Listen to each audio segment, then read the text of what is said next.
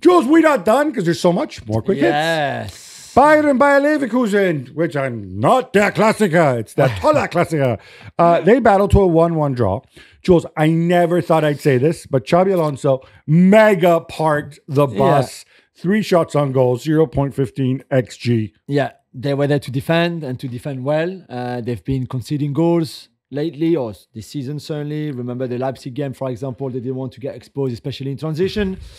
It made the game not as interesting, obviously, as if they had gone for it. And I think that Andrich goal, really even lucky to score that 1 goal. They had good moments at times where they kept the ball a little bit better, but overall it was just all Bayern, wasn't it? It was all Bayern. They had like 30% possession.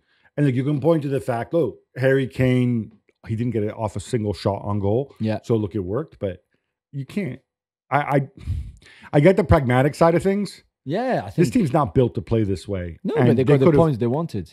Yeah, but Bayern could have scored. Yeah, but Bayern should have scored. Yeah. They actually is 1.2. So yeah, they could have scored, should have scored, but they didn't. So in a way, I think producer Freddie was there at the game with Nathan, and they spoke to Xabi Alonso and Granit Xhaka after the game. We said, listen, this is the job we wanted to do. We did the job. We're very happy. Yeah, I don't want to see this again though.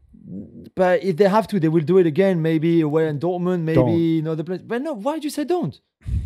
They wanted a point. They got a point. Why would they not do it again? Because it's not the right. I think it's not the right way for this team to play, to get into that mindset. There's too many things you can't control. These are not defenders. This isn't Bonucci. But Xabi Alonso knows better than us. Xabi Alonso, this is his team. If he thinks that they can play like that, they should play like that. To me, what this says is you do not have faith in the team the way you did last year. I disagree. I don't know. I just think that Xabi Alonso is a far better coach and he knows more. It doesn't mean that we have to agree with everything he does. No, of course. I just really surprised that he would do this. Yeah, but in the form that Bayern were, maybe he thought, you know what, I'll take a point. Because he scored a bunch of goals against Holstein Kiel and Dynamo Zagreb. Bayern didn't play as a player. In general, they played.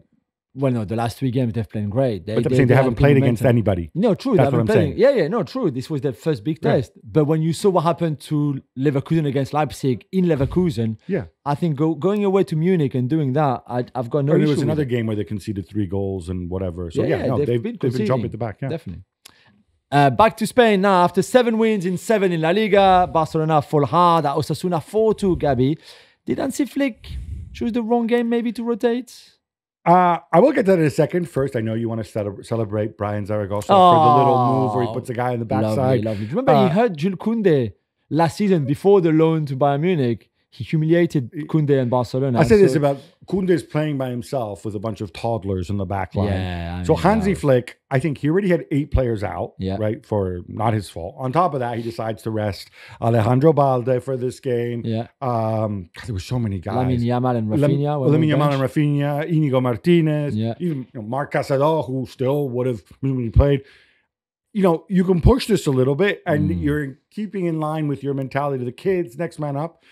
I just don't know why you had to do this in this game. You have young boys coming up at home in the Champions League. Yeah. Maybe play the young boys against young boys. See what I did there? Yeah. Rather than this game, Osasuna away, it's a really, really tough out. It is. Arsenal lose a 2-goal lead and need to wait until injury time to beat Leicester City 4-2.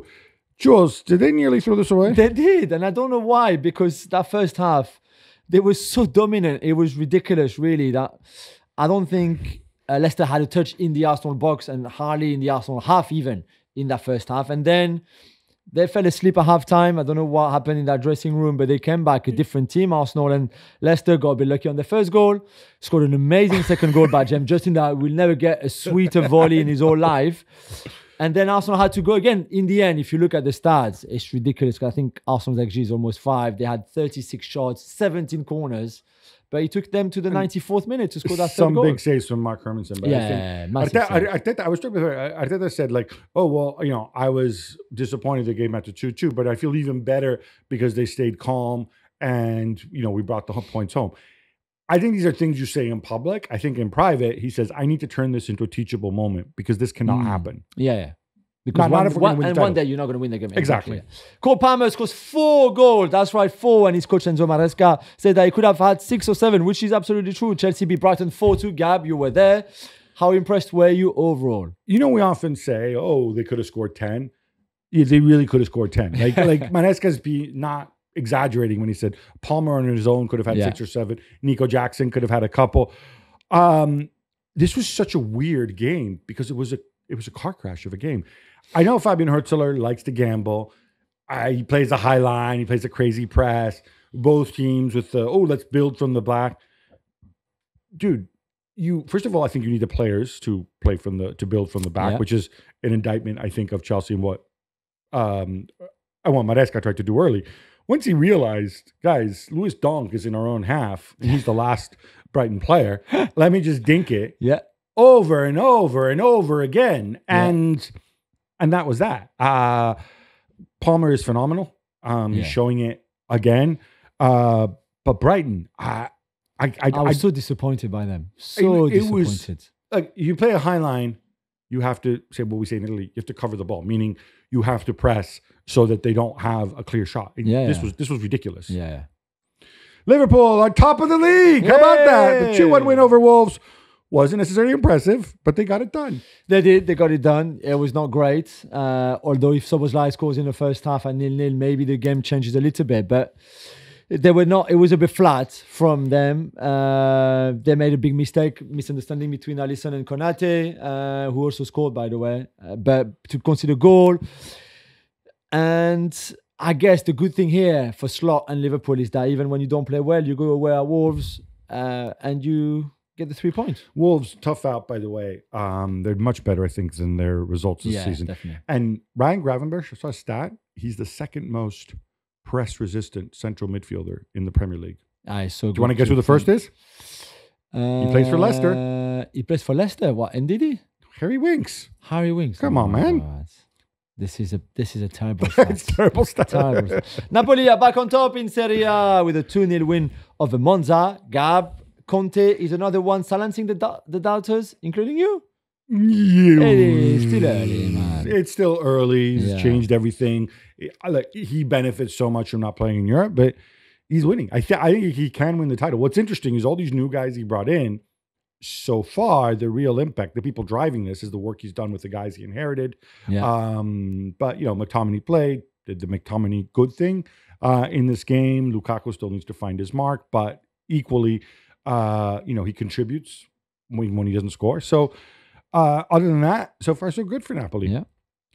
This was way back on Friday, but Paris Saint-Germain beat Rennes 3-1. Come on. Speedy Barcola shushes the haters who give him a bit of steak recently. Of course, he was bad. He was bad for the last with 2 goals. All well at the club, Jules? So Friday was great. Great win. They had their flow back. It was really good performance individually, collectively, everybody against a good Rennes team that played with the back 5. So that was good. It looked all great this weekend, except that we've just been told, Gabi, that Ousmane Dembele has been dropped for the game against Arsenal on Tuesday night. He's not travelled. He's not with the squad. He had an argument with Luis Enrique after the game on Friday night against Rennes, where Dembele was good. Argument over what? Well, we're not sure yet. We haven't been told yet. Maybe because he took him off quite early-ish after the hour mark. I don't know why, but Dembele has been PSG's best player this season. Better than Barcola, better than Joao Neves, better than Vitinha, better than Hakimi. He's their most talented players, yes? As well as being their best player so far. So it's a massive, massive call to drop him for such a big game. Lucho gonna Lucho. Yeah. Dusan Vlahovic scores twice for Juventus, including a worldie, and they beat Genoa 3-0. Gab, they still haven't conceded a single goal in the league, which is impressive. And now the big man is getting it done too. Yeah, so, remember last week he took Vlahovic off at halftime and put on Tim Weah. Happy, Part of me said, what's going to happen here? No. Dusan, go and play. Dusan was devastating. When you have like the guy who's bigger, stronger, faster, more skillful than everybody else, played really well. Conceição also a big game. Score, It's amazing because Thiago Motta was supposed to bring this sort of attacking revolution, this... he plays his own version. It's interesting because they're the worst pressing team in Serie A, but they're the best counter pressing team in Serie A. Yeah. Which is a weird mix to have, but it's working.